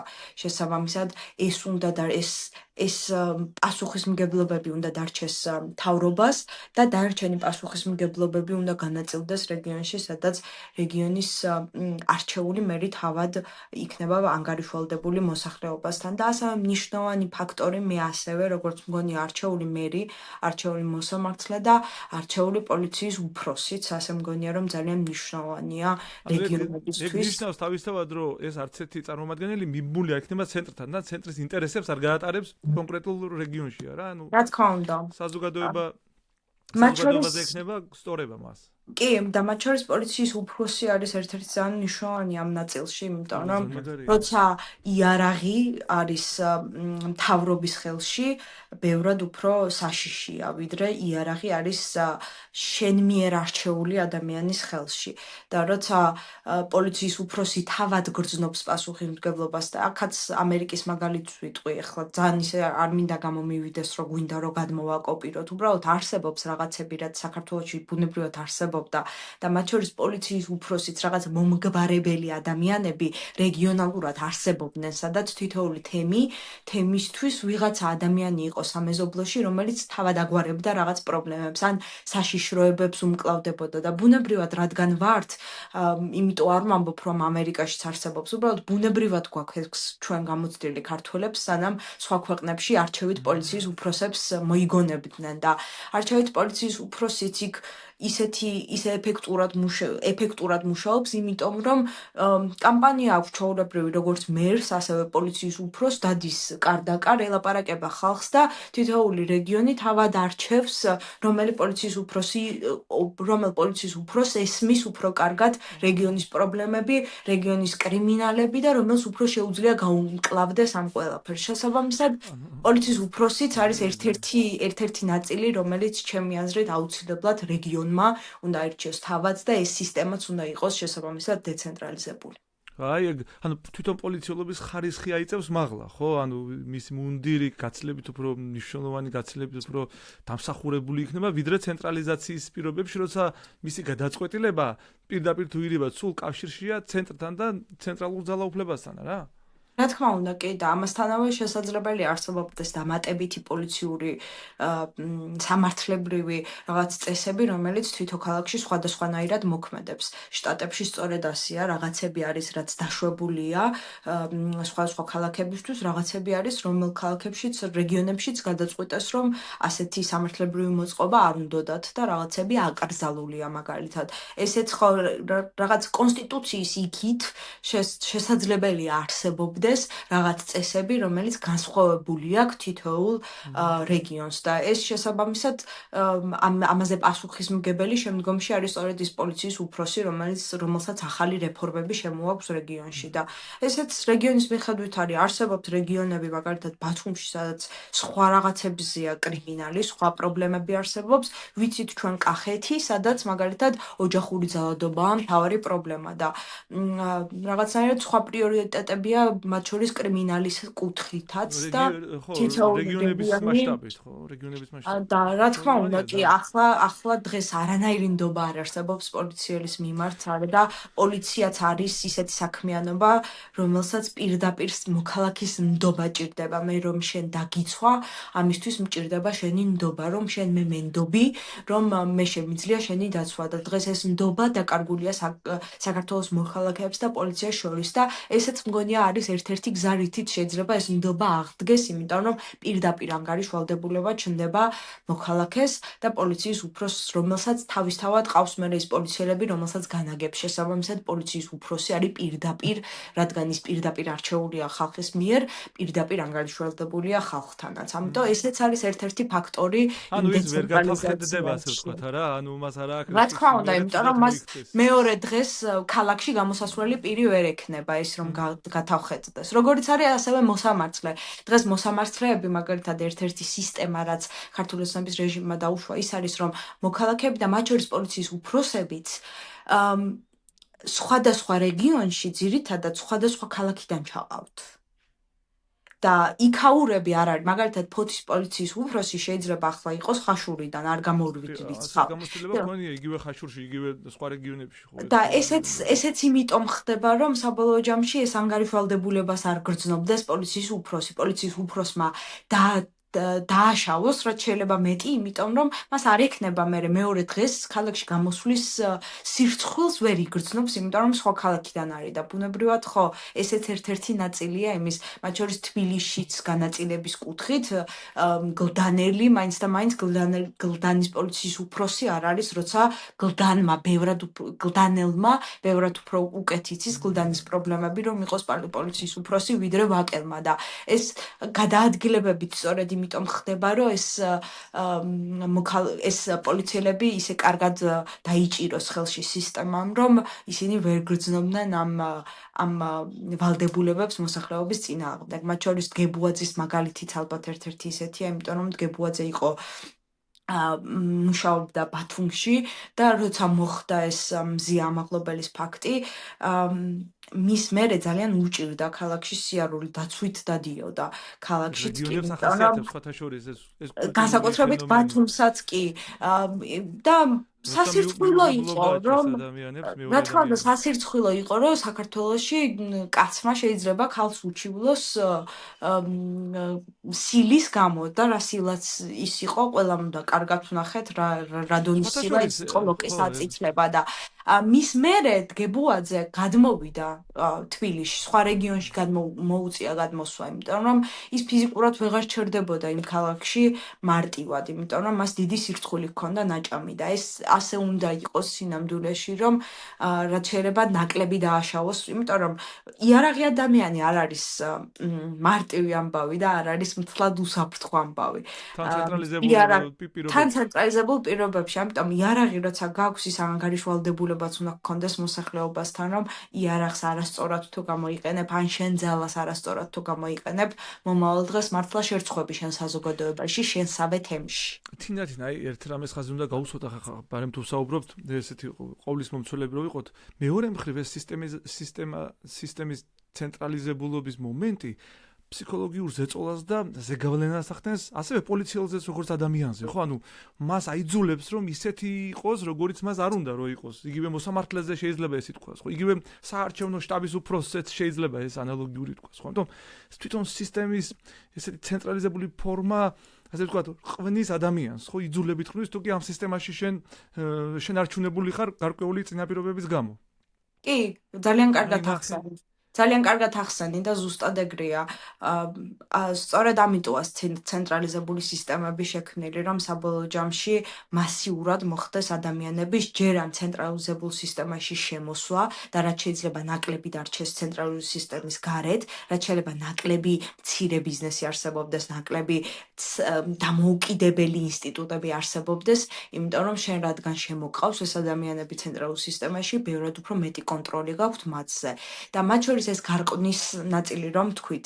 ცენტრალიზებულ სისტემაში ოცნებობენ, რომ ოღონდ ვინმე მოიპაროს, იმიტომ რომ მე თვითონაც მოიპაროს და ეს მთლიანი ციკლია აწყობილი, სადაც ერთმანეთს უყურებენ, ვინ როგორ იქცევა და ბუნებრივად მე ყველა ერთნაირად ეწყობა და ყველასთვის მოსულა ფულის ჭამა, ყველასთვის მოსულა გარყვნილების ჩადენა, იმიტომ რომ ცენტრალიზებულად არსებობს მაღლა რაღაც, რომელიც მიგვითითებს, რომ ეს სწორია და ეს ნორმალურია და ასე უნდა ვიქცეოდეთ. აი ეს მნიშვნელოვანი მომენტი თქვია, ხან ესე იგი ცენტრთან სიახლოვე თავისუფლ განაპირობებს ამ სიბინძურეს და ნახეთ, ეხა ფოთის მაგალითზე რო ვთქვათ, ხო ეხა გულწრფელად უნდა ითქვას, რომ ფოთში პოლიცია გაცილებით უფრო ჰუმანურია, გაცილებით უფრო განსხვავებულია ვიდრე თბილისი და სადმე სხვაგან, ხო, სადმე სხვაგან ცენტრში ხო დაუშვათ. აი იმიტომ რომ ანუ ეს დისტანცირება ცენტრისგან მაინც აიძულებს ადგილობრივ მოკლედ მოხელეს იყოს ისეთი და მას კონდეს ლეგიტიმაცია ხალხში, მიმღებლობა კონდეს, აი შე რო აღწერი ის მომენტი რომ არ განუმეორდეს მას მიუღებლობა საზოგადოებიდან და მე არ მოგიწიოს სადღაც გადასახლება, ხო ასე ვთქვათ, სხვადასხვა მოტივები და მიზეზები, ანუ ეს სიშორე, დისტანცირება ცენტრთან მეტნაკლებად გაკეთილშობილებს მაინც, ხო, ასეა თუ ისეა და ესე იგი ცენტრთან სიახლოვე და ძალაუფლებასთან სიახლოვე უკვე გაბინძურებს, უკვე ქსურის, ასე ვთქვათ. და ეს გარყვნილების ეს მორალური მომენტი აქედან იწყება რა. კი, და საბოლოო ჯამში ალბათ იმიტომ ხდება, რომ კითხვები აღარ გებადება. უკვე ინსტრუქციები გაქვს და მორალურად შენ აღარ აფასებ, მორალურად ჩემი თვალთახედვით რა უფრო სწორი იქნება. თავისუფლებას კარგავ, პრაქტიკულად. თავისუფლებას კარგავ, კი, და აი ნებისმიერი პოლიციელი ხო ამის წინაშე დგას ახლა, რაც არ უნდა ეხლა ისევე მდიუშენით დაავადებული ბავშვების იქ რო იდგნენ იქ პოლიციელები, რომლებიც მშობლებს პუფებს არ ატანინებდნენ და ელემენტარულ პლედებს არ ატანინებდნენ, იმიტომ რომ ღამე უნდა გაეთევებინათ. დარწმუნებული ვარ, რომ არც ერთი მათგანი არ ფიქრობს, რომ ეს სწორია, მაგრამ მორალურად აღარც კი ფიქრობს ამაზე, აღარც კი გადაწყვეტილების მიღება არ შეუძლია მას. გადაწყვეტილების მიღება აღარ შეუძლია და შესაბამისად აღარც კი მიდის მისი ფიქრი იქამდე, რომ რასაც ვაკეთებ სწორია თუ არა, იმიტომ რომ ერთადერთი რაზეც ფიქრობს ის არის, რომ კანონმა ასე მითხრა, ან ვიღაცამ ასე, მათ შორის რამდენი აბსურდული კანონი მივიღეთ, რომელიც წესით პოლიციელი ამას უნდა აკრიტიკებდეს. პოლიციელი ამას არ უნდა ასრულებდეს, რომ ტროტუარზე დგომის გამო ადამიანი დაიჭირო, მაგრამ ის კითხვაც აღარ ჩნდება, თვით ცენზურა ჩნდება. შეიძლება დღეს მაგალითად ყოველთვის განვიხილავ ხოლმე ამ მაგალითს მიშა სააკაშვილის დროს სკოლებში როგორი სიტუაცია იყო და ახლა რა ხდება. მიშა სააკაშვილის დროს ბევრად უფრო შიშის ქვეშ იყვნენ მასწავლებლები და როცა ლაპარაკობდნენ აქტიურად პოლიტიკაზე, ეშინოდათ, იმიტომ რომ რაღაცა შეიძლება რისკის ქვეშ დამდგარიყვნენ და დღეს იცით რა ხდება? აღარც კი ლაპარაკობენ, იმიტომ რომ თვით ცენზურა დაიწეს ეს ხალხმა. ზუსტად იციან რომ ვილაპარაკოთ, ახლა შეიძლება ვიღაცა მოგვისმინოს, ამიტომ მოდი გავჩუმდები. და ეს თვით ცენზურაა დაწესებული ყველა სახელმწიფო სტრუქტურაში და სახელმწიფო სტრუქტურის გარეთაც სამწუხაროდ, რომ ბიუროკრატია იჭერს, ასე ვთქვათ, ანაზღაურება ხალხს უკვე ისე აქვს ისე ამ შიში, ისე ცხოვრობს შიში, რომ აღარ უჩნდებათ კითხვები და ურჩევნიათ, რომ მოდი გავჩუმდეთ და ასე გავაგრძელოთ ცხოვრება, იმიტომ რომ ასე უფრო მარტივია, როცა ჩუმად ვართ და ხო რაღაცნაირად საბოლოო ჯამში ეგ დამოკიდებულება რაც შნახსენი კეთილდღეობის ხარისხს დაბლაწებს, ხო? შენ მიუხედავად იმისა, რომ ახლა კომფორტულ ხარ, ადრე თუ გვიან შენთანაც მოვა ეგ პრობლემა რა, შენ შეგექმნება მაგ კომფორტის ზონის პრობლემა რა, ეს კეთილდღეობის ხარისხი შენთანაც დაიწევს, ხო? შეიძლება შენთან პერსონალურად, შენს ოჯახში, შენს ახლობლებში და ასე შემდეგ, ანუ შენც გეტკინება, მიუხედავად თუ შენ თავისუფლებაზე უარს იტყვი, შენ ატკენ საკუთარ თავს და ატკენ შენ ირგვლივ ყოფებსა რა. თუ კი ცენტრალიზებას თავს დაუხრი. მათ შორის რამდენი ისეთი სასაცილო ფრაზა გაგვიგია ხოლმე, რომ არ მეგონა ჩემთანაც თუ მოვიდოდნენ, არ მეგონა მეც თუ დამემართებოდა, იმიტომ რომ რაღაცნაირად საზოგადოებაში აღქმულია, რომ ეს იმიტომ ხდება, რომ ეს არის რაღაცა პოლიტიკური ამბავი და არა რაღაც სოციალური ცხოვრება და ვიღაცას ტროტუარზე დგომის გამო თუ დაიჭერენ, ეს მე არ შემეხება სინამდვილეში, ასე შეიძლება არ შეგეხოს, რომ შენ დაგიჭირონ ტროტუარზე დგომის გამო, მაგრამ ხორცის ფასი მაგალითად აუცილებლად შეგეხება და ამიტომ უწევთ ახლა რაღაც სისულელეების მობოდვა და რაღაც ვითომ კომისიების შექმნა თითქოს რაღაცას არეგულირებენ და თითქოს აიაფებენ, რომ სიამდვილეში დაინახეს, რომ მართლა არსებობს პრობლემა საზოგადოებაში. ამ დიდიაში მანიპულაციურია და ეგ სწორია, ხო? რა თქმა უნდა, კი, манипуляციურია, იმიტომ რომ ნახევარი კილო ხორცი რომელ ოჯახს ყოფნის, ან რომც ყოფნიდეს 10 კილო 10 ლარი რა იაფია 10 ლარი არ არის რა თქმა უნდა იაფი. ან ის რომ მოგვიტანეს შედარებები ევროპის ქვეყნებში რა ღირს ხორცი, რა ღირს კვერცხი ან სხვა პროდუქტები, ესეც манипуляციურია, იმიტომ რომ იქ ხელფასები 3-ჯერ და 4-ჯერ უფრო მეტია ვიდრე საქართველოში და შესაბამისად ბუნებრივია რომ პროდუქტის ფასი შეიძლება იგივე ღირდეს რაც საქართველოში ღირს, თუმცა ქართულ მოქალაქეს არ აქვს ამის ფული და ესეც ხო ხდებიან რომ იქ აწუხებს ეს 5-ჯერ უფრო მეტი შემოსავალია და აქ 5-ჯერ უფრო ნაკლები რა და თქმა უნდა. რა თქმა უნდა სხვიდობ ნანიანობა არის დაბალი, ხო? ესეც ხდებიან რომ აწუხებთ მოსახლეობას, იციან კვლევებშიც ამოსდით ალბათ ეს ყველაფერი და თამაშობენ თითქოს რაღაცის მოგვარება უნდა. სიამოვნებაში მოგვარება რომ დომოდეთ, პირველ რიგში გადასახადებს უნდა ამცირებდნენ, რომელიც არის ძალიან დიდი. თუმცა გადასახადების შემცირებაც არ აწყობთ, იმიტომ რომ მე მეტი ფული დარჩება საზოგადოებას ჯიბეში და მე უფრო კარგად იცხოვრებენ, უფრო კარგად ცხოვრობენ ნიშნავს უფრო მეტ ფიქრს. ბიძინას ერთ-ერთი ინტერვიუა სხვადასხვა სადაც ამბობს, რომ აი საბჭოთა კავშირიო გექნებათ ნანახი საბჭოთა კავშირშიო, საბჭოთა კავშირის მერეო, რომ გაიხსნა საზღვრებიო, ეს იყო ყველაზე დიდი უბედურება, რაც საქართველოს დაემართაო, იმიტომ რომ ნახესო, რომ ქვეყნის გარეთო რა მაგრად ცხოვრობდნენო ხალხიო და მე თვითონაც მოუნდათო ეგო და მაგამ ბავშვი ვართ ახლა, რომ ვაი და არ ვნახოთ რა კარგად ცხოვრობენ სხვა რაღაცა ხალხი. კეთილდღეობა აკრძალული გვაქვს, რავი, ქართულ ხალხს ესე გამოდის ხო საბოლოო იმიტომ ჯამში რომ კეთილდღეობა ხო საბოლოო ჯამში ნიშნავს მეტ ფიქრს, რაც უფრო მასლოუს პირამიდა არსებობს, სადაც დაყოფილია პირამიდების საფეხურებად რაღაც საჭიროებები, რაც თითოეულ მოქალაქეს აქვს და ყველაზე მაღალ ნაწილში რომ მიხვიდე, ამისთვის პირველ რიგში უნდა გქონდეს საჭმელი და სასმელი, რომ დაიკმაყოფილო, შენ თუ საჭმელი და სასმელი არ გაქვს, ვერ ფიქრობ დამოუკიდებელ სასამართლოზე, ვერ ფიქრობ იმ უფრო მაღალ ღირებულებებზე, რაც ადამიანებს გაგვაჩნია და ბუნებრივია მათ აწყობთ ღარიბი მოსახლეობა იმისთვის, რომ ბევრად უფრო კონტროლირებადი იყოს, ბევრად უფრო იაფად იყიდოს ეს მოსახლეობა არჩევნებზე.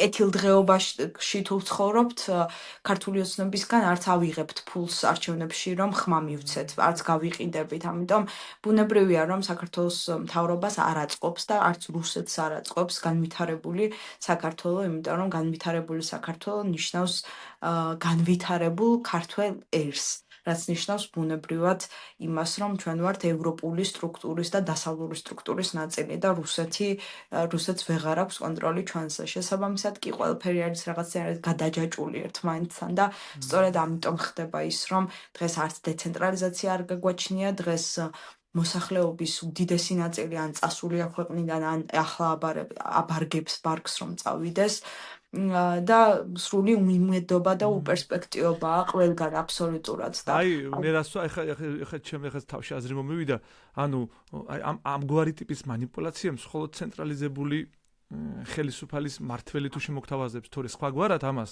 დეცენტრალიზაციის პირობებში ვერცერთი ხელისუფალი, ვერცერთი თანამდებობის პირი ვერ გაბედავს უბრალოდ არა? ანუ ცენტრალიზაცია ქმნის იმის წინაპირობას, რომ ხელისუფალი იყოს манипуляციური. რა თქმა უნდა, კი, რაც უფრო დეცენტრალიზებულია სახელმწიფო, მით უფრო მეტი თავისუფლება. მით უფრო მეტი თავისუფლება აქვს თითოეულ მოქალაქეს, მით უფრო მეტი აზრი ფიგურირებს და მეტი აზრი ხორციელდება და შესაბამისად ბუნებრივია, რომ ასია გადაჯაჭვული ეს ყველაფერი. და კი, გამოსავალზეც რომ მივიდეთ საბოლოო ჯამში რა არის ის, რომ რაღაცნაირად ამ ხალხში, ვინც გაფანტული ვართ, ვინც დავრჩით, არ წავსულვართ ჯერ ძალიან ბევრი წავიდა, რომელიც ასევე ძალიან პროფესიონალია და ქვეყნის ერთ-ერთი ყველაზე განათლებული ფენა ალბათ გასულია უკვე ქვეყნიდან, თუმცა ვინც დავრჩით, ალბათ ჩემი აზრით ერთადერთი გამოსავალი, რამაც შეიძლება ეს რეჟიმი დაასუსტოს, შეასუსტოს და საბოლოო ჯამში გაუშვას, არის ის, რომ ვაჩვენოთ, რომ ჩვენ მართლა ბევრი ვართ და აქეთ მხარეს ვართ ხალხი, რომელიც გაერთიანებულია. ქართული ოცნების რეჟიმმა რაც შეძლო და ხის განმავლობაში ის არის, რომ დაგვყო და ბატონობს და ჩვენ თუ მოვახერხებთ ამ გახლეჩის გაერთიანებას და გამთლიანებას და ერის რაღაცნაირ კონსოლიდაციას და შეთანხმებას ერთ რამეზე, რომ ქართული ოცნების რეჟიმი არის ბოროტება და ამის იქეთ ყველაფერზე თანახმა ვართ ახლა, რომ ოღონდ ეს მოვიშოროთ და ამის იქეთ მერე უკვე ვიდაოთ და ვაკეთოთ სხვანაირი პოლიტიკა და მართლა პოლიტიკა რაც არის ჩვენ ხო მართლა მე მაგალითად 27 წლის ვარ და რეალური პოლიტიკა მე ამ ქვეყანაში არ მაქვს ნანახი, იმიტომ რომ რაც გავიზარდე და გავხდით 18 წლის, იმის მერე ვხედავ როგორ მიყალბებენ არჩევნებს და ყველაფერი ერთი კაცის ხელშია მუდმივად და იმის. ერთი კაცის ხელშია, როგორც ცემენ პოლიტიკოსებს, არც კი აქვთ ქართულ საზოგადოებას, რომელმ მშობელს უნდა საკუთარი შვილი პოლიტიკაში გაუშვას, იმიტომ რომ არ არის უსაფრთხო სივრცე და ვერ კეთდება პოლიტიკა და ქართული ოცნების რეჟიმის გაშვების მერე და ამ ბოროტების დასრულების მერე ჩვენ გვექნება იმის შესაძლებლობა, რომ მართლა პოლიტიკური საქმიანობა ვაკეთოთ. პოლიტიკოსობა, მართლა პოლიტიკოსობა იყოს და მართლა არსებობდეს განსხვავებული აზრები, მათ შორის რატომ გვინდა კოალიციური მთავრობა ხო, რომ საბოლოო ჯამში ეს ერთპარტიული სისტემა ჩამოვაშოროთ ამ ქვეყანას და არსებობდეს რაც არსებობდეს განსხვავებული აზრი, არსებობდეს იმის საშუალება, რომ იმის გამო რომ ამდენი წელი ჩვენ ქვეყანამ კორუფციაში ამოჭამა მართლა ეს სისტემა, არსებობდეს იმის საშუალება, რომ ერთმანეთი აკონტროლონ მთავრობაში სხვადასხვა პარტიებმა იმისთვის, რომ არ მოხდეს ხალხის ფულის ჭამა. სანამ არსებობს რამდენიმე ინტერესი, რამდენიმე მხარე, რომელიც ერთ საქმეს აკეთებს, არსებობს იმის საშუალებაც, რომ ეს საქმეც ბევრად უფრო ხარისხიანად გაკეთდეს და ბევრად უფრო ნაკლები ზიანი მივიღოთ. და ეს ազღვევს ცენტრალიზაციას, ძალაუფლების ცენტრალიზაციას რა ազღვევს. თქმა უნდა, კი. დამდვილად ազღვევს ოღონდ. მათ შორის აი ამაზეც ბოტები შემოდიან ხოლმე და ცნობილი ბოტების ის არის ნარატივია, რომ ვერ უყურებთ ევროპის ქვეყნებს იშლება მთავრობები და ეს კოალიციური მთავრობა არაეფექტურია, იმიტომ რომ შეიძლება დაიშალოს. კი, რა თქმა უნდა, ეგეც არის ნაწილი. მაგისგან არასდროს არ ხარ დაზღვეული, რომ მთავრობა არ დაიშალოს, თუმცა ესეც დემოკრატიული პროცესის ნაწილია, რომ რომელიმე კონკრეტული კოალიცია თუ შედგა კოალიციური მთავრობა, თუმცა რაღაცაზე ისინი ვერ თანხმდებიან, იმიტომ რომ საზოგადოებაში რაღაცაზე ვერ მოხდა შეთანხმება, ესეც დემოკრატიული პროცესის ნაწილია და ჩვენ კეთილდღეობის ნიშანია, სხვადასხვა კეთილდღეობის ნიშანია. რა თქმა უნდა და ჩვენ შესაძლებელია მუდმივად ცვლა და ცვლილებების შესაძლებლობა უკვე პოზიტიური პროცესია და არა ნეგატიური. ზუსტად ტოტალიტარული ცნობიერებისთვის არის ცვლილებები ნეგატიური პროცესი, თორე დემოკრატიული ცნობიერებისთვის და კეთილდღეობა სადაც არის იქ, ცვლილება არის ნორმალური. ადამიანები მოდიოდნენ პოლიტიკაში და უნდა მიდიოდნენ. კი, ჩვენ არ უნდა გვეშინოდეს ცვლილებების დღევანდელი მოსახლეობა შეშინებულია ცვლილებით. რომც არ არსებობდეს ეს ნაცების ნარატივი, რომ ჩვენ თუ არა ნაცები იქნებიან, მაინც მგონია, რომ საზოგადოებაში ცვლილების შიში იარსებებდა, იმიტომ რომ რაციონალურია ეს შიში, ცვლილების შიში რაციონალურია განსაკუთრებით იმ ქვეყნისთვის, რომელსაც ამდენი ცვლილება გამოუვლია ისტორიის განმავლობაში, ამდენი მტერი დასხმია თავს და ყოველთვის რაღაცნაირად ბუფერულად ვიყავით, ბუფერულ ზონაში და ამიტომ ბუნებრივია ის შიშებიც, რაც საქართველოს მოსახლეობას აქვს, თუმცა მგონია, რომ ამ შიშების დაძლევაც შეიძლება, იმიტომ რომ დარწმუნებული ვარ, რომ ამ ქვეყნის უმრავლესობა თანხმდება იმაზე, რომ ცვლილება მოსახდენია, თუმცა რაღაცნაირად იმედი აქვს დაკარგული და მგონია, რომ მართლა აბსოლუტურად დარწმუნებული ვარ იმაში, რომ საზოგადოების გაერთიანებით და რაღაცნაირად იმის ჩვენებით, რომ ჩვენ მართლა აქეთ მხარეს ვდგავართ ბევრი, რომელსაც მართლა გვინდა ცვლილება, ამის ჩვენებით მგონია, რომ ის იმედიც გაჩნდება საზოგადოებაში, რომელიც საბოლოო ჯამში გამარჯვებას მოგვიტანს.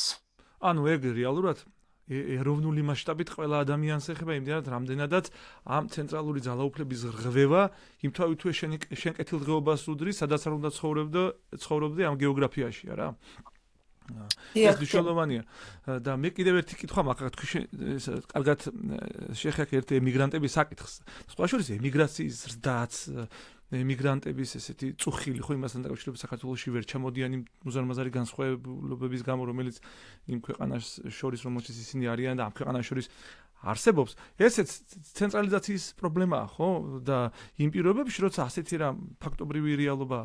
მე რას ვფიქრობ, ემიგრანტს ერთი ხმის კი არა, ორი ხმის უფლება უნდა მიცე ადამიანმა და კიდევ უფრო მეტი ჩართულობის შესაძლებლობები უნდა გააჩინო ამ ქვეყანაში იმისთვის, რომ ემიგრაციამ შეძლოს რაღაცა საკუთრივი წვლილი შეტანა ამ ქვეყნის განვითარებაში, იმიტომ რომ მათმა მერე მიიჩნიონ და გახსნა პერსპექტივა ამ ქვეყანაში ჩამოსვლისა, რა? არა თუ აუგრძალო ხმის მიცემა მას, არამედ კიდევ უფრო მეტი პრივილეგია უნდა მიანიჭო, ხო? ალბათ ელექტრონული საშუალებები უნდა გაუხსნა, რომ რაღაცა წვდომა ქონდეთ საქართველოში მიმდინარე პოლიტიკურ პროცესებთან. არ ფიქრობთ ასე თქვენ? მე ასე მგონია ზოგადად, რომ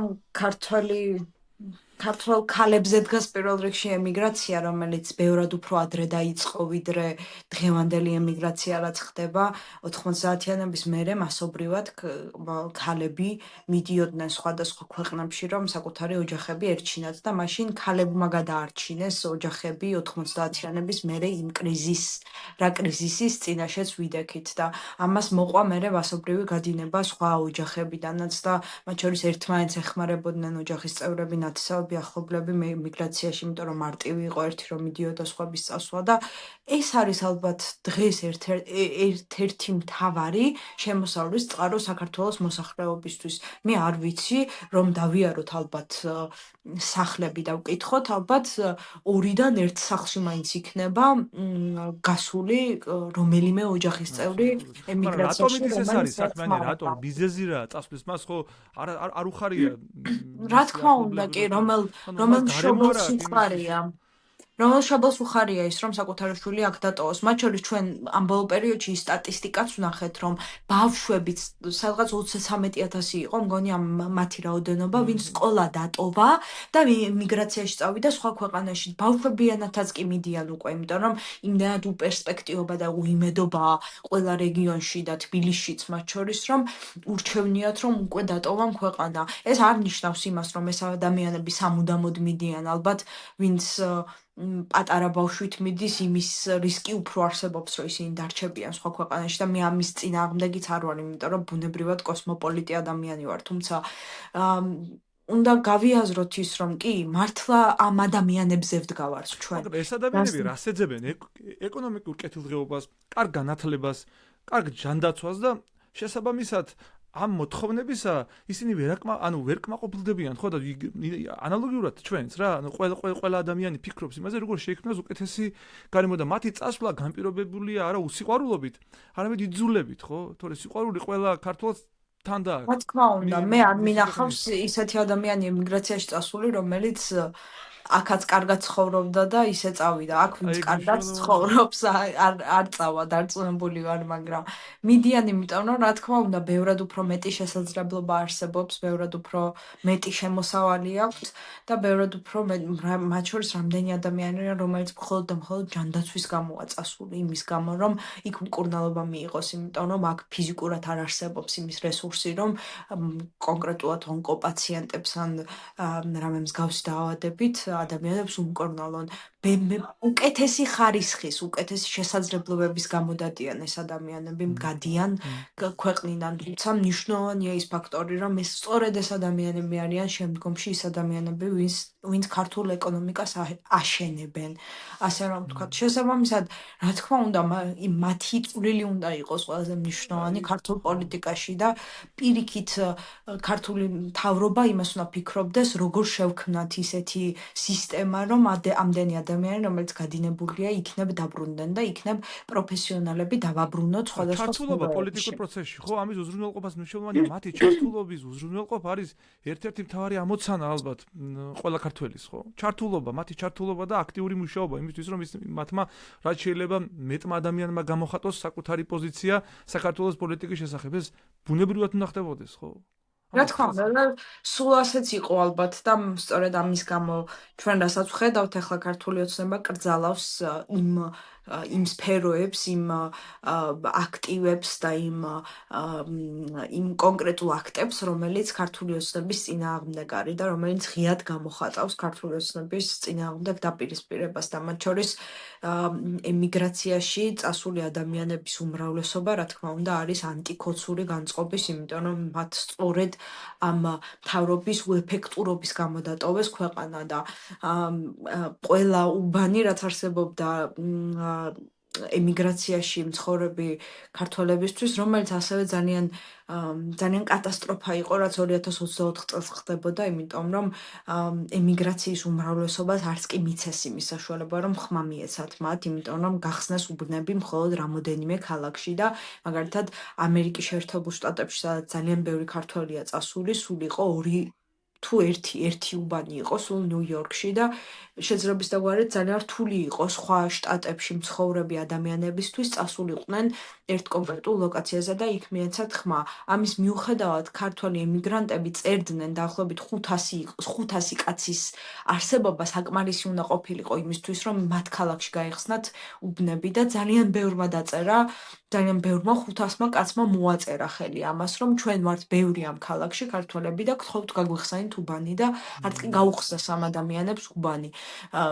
შესაბამისად ეს იყო პირველ რიგში ეს დიდი დაბრკოლება, რაც მათ გაუხსნეს. რამოდენიმე უბანი მხოლოდ და ახლა უკვე იმ რეალობამდე მივედით, რომ საერთოდ აუკრძალეს ემიგრანტებს ხმის მიცემის უფლება.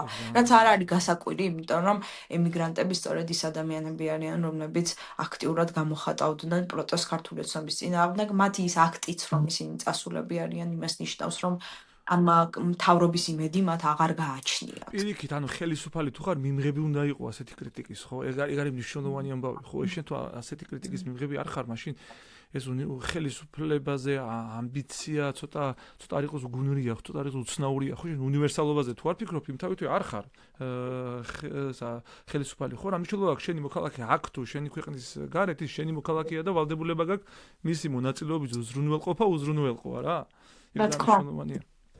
მე ერთი კითხვა მაქვს ახლა შენთან თინათ ჩვენ ერთი თავარი კიდე ერთი საკითხი მინდა განვიხილო შენთან სხვაშორის ეს შენ ახსენი გრიბად აი თბილისის საკითხი ხო დეცენტრალიზაცია ცენტრალიზაციის ურთიერთმოქმედება და თბილისისთვისაც მნიშვნელოვანია ასე ვთქვათ რა იმდენად რამდენად შენი არ იყოს ხო როცა დეცენტრალიზაციის პირობების ძალაუფლება გაიშლება ამ ძალაუფლებას გაყვება ხალხიც და თავის მხრივ თბილისის პრობლემა ეგ საცობებია და ხუთულობა თუ სივიწროვე თავის მხრივ განიმუხტება რა ეს კავშირშია ზოგადად თბილისის ინტერესიც უნდა იყოს ეს არის მარტო რეგიონალური ინტერესი მეორე თბილისის ინტერესიც უნდა იყოს კი რა თქმა უნდა იმიტომ რომ არსებობს რაღაც კონკრეტული ქალაქები საქართველოში რომელმაც შეიძლება ბევრი რამე შეითვისოს და აითვისოს რაც თბილისშია ახლა ლოკალიზებული და ცენტრალიზებული ბევრი ეკონომიკური განვითარების საშუალება შეიძლება ქონდეს როგორც ტურისტული საშუალებები სხვადასხვა რეგიონში და გარდა ბათუმისა და ქუთაისისა სხვა ქალაქებიც შეიძლება არსებობდნენ, რომელმაც შეიძლება რაღაცები გადმოიტანოს რეგიონებში, მათ შორის თავისუფლება განათლებაში იმას ნიშნავს, რომ შესაძლებელია, რომ გაჩნდეს სხვა უნივერსიტეტები, სხვა ქალაქებში ან კოლეჯები, რომელშიც ბუნებრივად დარჩებიან სტუდენტები და არ წამოვლენ მაინც და მაინც თბილისში. შესაბამისად კი ეს დაცლისთვის ძალიან კარგი რამეა რეგიონების განვითარება და ის თავისუფლება, რომელიც თითოეულ რეგიონს ექნება, იმიტომ რომ თავისუფლება ამ კუთხიდან თბილისი თავის კოლორიტს განავითარებს, თავის სპეციფიკურ ესეთ რაც რა აქვს მას მომხიბვლელი და კარგი, ხო? კი, რა თქმა უნდა, თავისუფლება ზოგადად და ნაკლები რეგულაცია იმას ნიშნავს, რომ ყველა რეგიონს აქვს იმის საშუალება, რომ რაც ერთ ცენტრშია ლოკალიზებული ის აქტივები წაიღოს თავადაც და შესაბამისად თბილისისთვის ბევრად უფრო გასამუხტით კი შეიძლება იყოს და ბევრად უფრო ნაკლები პრობლემა შეიძლება დარჩეს თბილისში და მოგვარდეს ასე რომ ვთქვათ სწორედ დეცენტრალიზაციიდან გამომდინარე.